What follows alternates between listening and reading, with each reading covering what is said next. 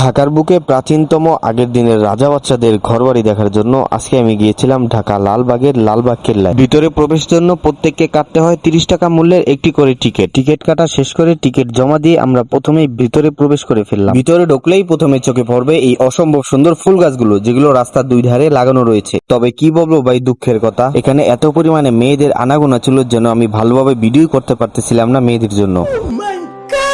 পাশেই রয়েছে অনেক পরিমাণে ফুল গাছ, যেগুলো দেখতে সত্যি খুব অসাধারণ ছিল। বাড়ির সামনেই রয়েছে ছোট্ট একটি কূপের মতো, যেখান থেকে তারা পানি সরঞ্জাম করে থাকতো। পাশেই রয়েছে বড় আরেকটি ভবন। সিঁড়ি দিয়ে ভবনটির উপরে উঠতেই চোখে পড়ল এই অসাধারণ দৃশ্যটি। আপনি যদি লালবাগ কেল্লা ঘুরতে আসেন তাহলে এখান থেকে এক্সপ্লোর করতে পারবেন লালবাগ কেল্লার ফুল ভিউটি, যেখান থেকে পুরো লালবাগ কেল্লাটি একসাথে দেখা যাচ্ছিল। এর থেকে কিছু দূর সামনে এগুলোই দেখা পড়বে পড়ে থাকা এই পুরনো ভবনটি, যেটি দেখতে সত্যি খুব অসাধারণ ছিল। লালবাগ কেল্লার এই অসম্ভব সুন্দর ভিউগুলো আমাদেরকে এটাই বুঝিয়ে দেয় যে আগের দিনের রাজা বাচ্চারা কতটা শৌখিনভাবে জীবনযাপন করত। এর পাশেই রয়েছে অসম্ভব সুন্দর বড় একটি পুকুর, যেটি কিনা বর্ষার সিজনে পুরো পুকুরটি পানিতে ভরে থাকে। পাশেই রয়েছে আরেকটি বড় ভবন। ভিতরে প্রবেশ করতেই প্রথমে চোখে পড়বে এই সুন্দর সুন্দর তাকগুলো, যেখানে তারা তাদের আসবাবপত্রগুলোকে রেখে থাকতো। আরেকটু ভিতরেই রয়েছে এরকম বড় আরেকটি কূপ, যেখানে আগের দিনের রাজা বাচ্চারা পানি সরঞ্জাম করে থাকতো। আরেকটু ভিতরেই রয়েছে ছোট আরেকটি কক্ষ। কক্ষের পাশের এই নিচু জায়গাটায় আগের দিনের রাজা বাচ্চারা গোসল করে থাকতো। পাশেই রয়েছে রাজা বাচ্চাদের ঘুমানোর জন্য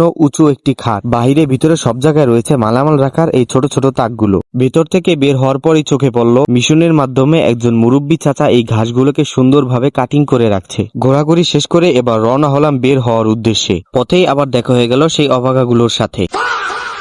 তো এই ছিল আমাদের আজকের ভিডিওটা কেমন হয়েছে সবাই অবশ্যই জানাবেন। সবাই ফলো দিয়ে পাশে থাকবেন। ধন্যবাদ।